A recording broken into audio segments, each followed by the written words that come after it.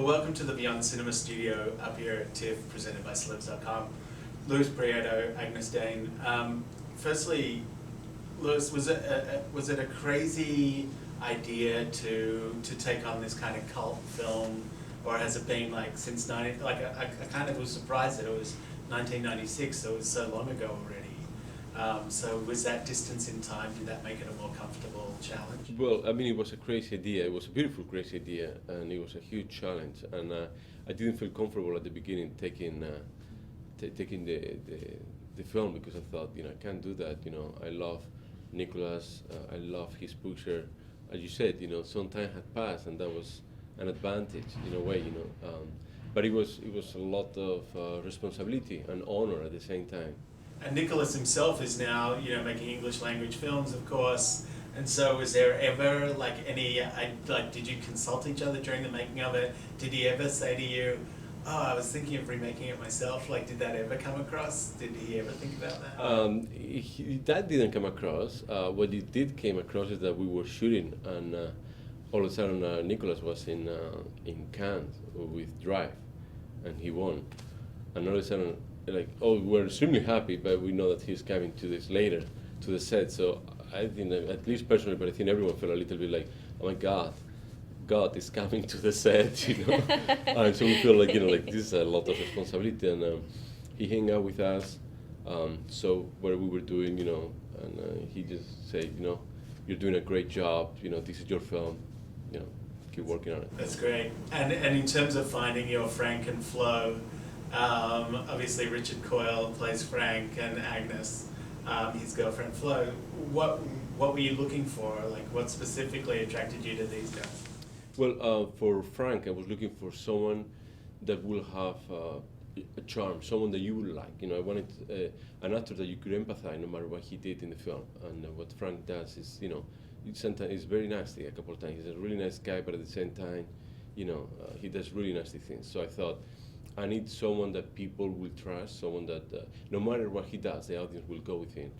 And for me, it was very important his relationship with the girlfriend, that is a role played by Agnes.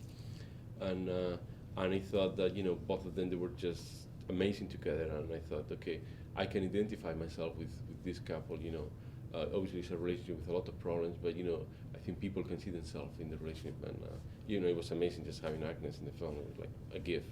But how did you know, what did you see her in, or what did you see in her that you thought she would be good? Because obviously, international supermodel, everyone knows, but since 2010 you've been doing quite a few, film projects since 09 and, 09 and 10.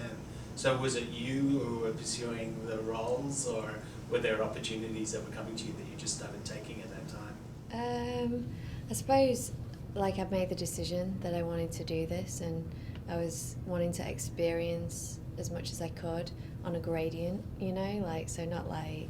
so I wasn't in any rush, so I started off a few small short films and stuff.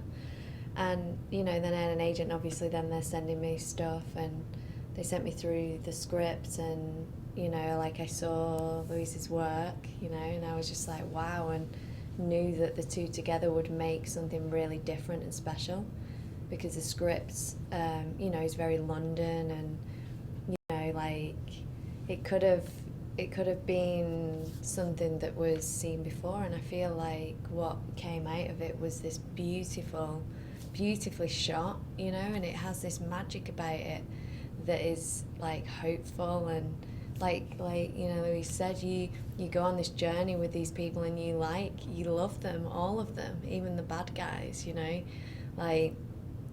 it's hard for even them to be horrible to each other, but then they all have this drive to get what they want. So Did you what was the process? Did you guys meet in a coffee shop and talk about it?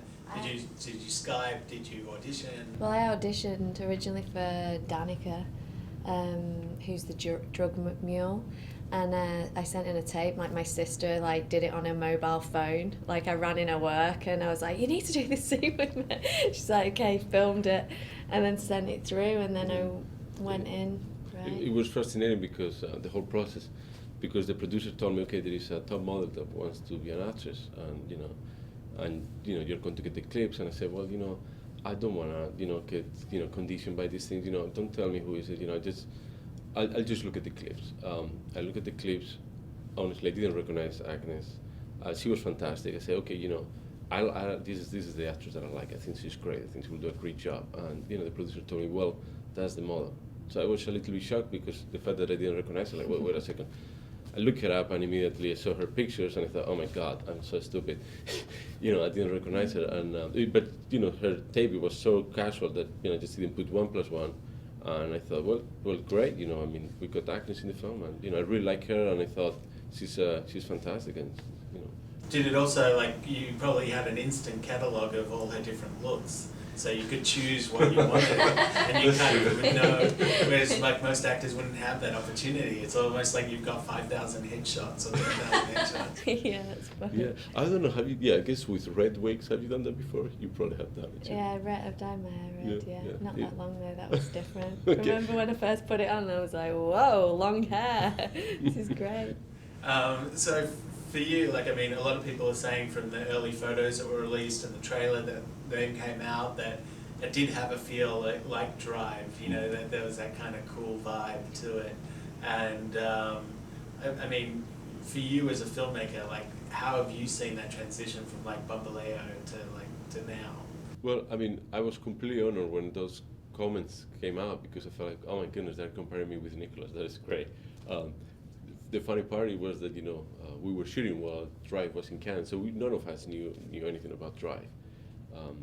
So it just felt like okay, this has been a blessing, an amazing project. We had a lot of fun doing it, and this has been a big trip from my short film that sort of brought me here, and I don't know, just it was a great experience, and we love it, everyone.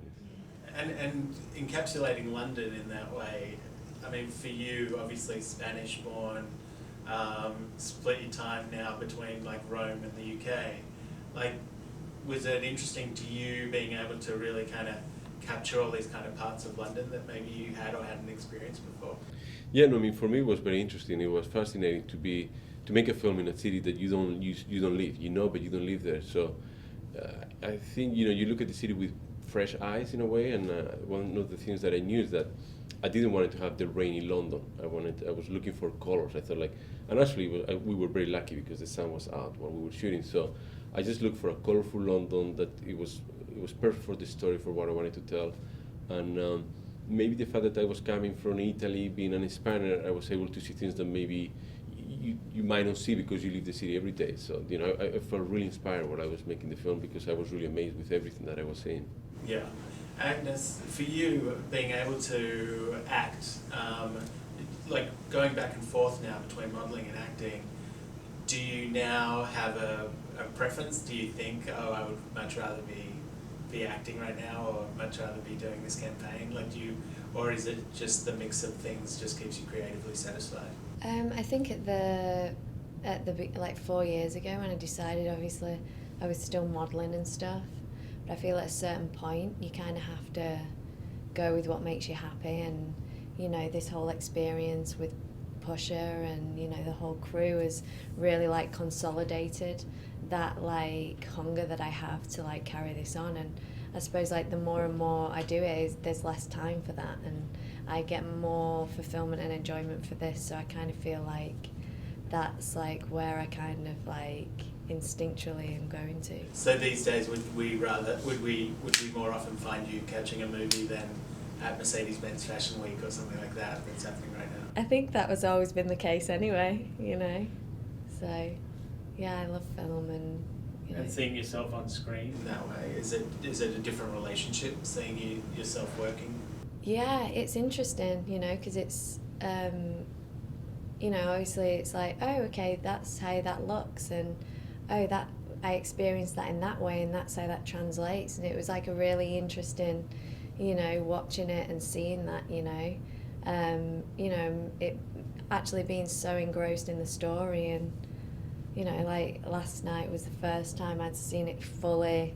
I'd seen a rough cut before, but I was getting choked up at the whole, Frank, and and that's what I love about watching a film, to feel, I want to feel something, I want to feel like someone punched me in the stomach, and, and I feel like Pusher has that. It has this, you have this empathy for all the characters, and you know, you go on this journey that's kind of like a mess, you know, and there's like magic in that as well. Lewis, when you're screening a film to the public like that, and you're having people experiencing the film for the first time, do you find yourself watching the actors as much as you're watching the screen? Yeah, you know, it was a while not watching Pusher. Actually, I mean, I saw it a month ago in Edinburgh, but before then, it was already like 5 months without seeing it, 4 months without seeing it. So I got an experience to watch the film recently, and you know, I almost saw it with new eyes, like if I wasn't involved with that, and I was carried away what was happening on the screen, and you know, the performance of the actors, and I thought like, wow, this is great. And then I thought, cool, I'm there too. I think cool is like the operative word here, because Nicolas, like, I mean, everyone saw Drive, they were like, cool. Then they saw the photos of Bush and they're like, oh, cool. You know, like, so I think Way everyone was cool. like relieved that everything that was looking like so you know, so super stylized and really fun. So thanks for coming in and spending a few minutes. We appreciate it. All right, Okay, thanks. thank you. Cheers.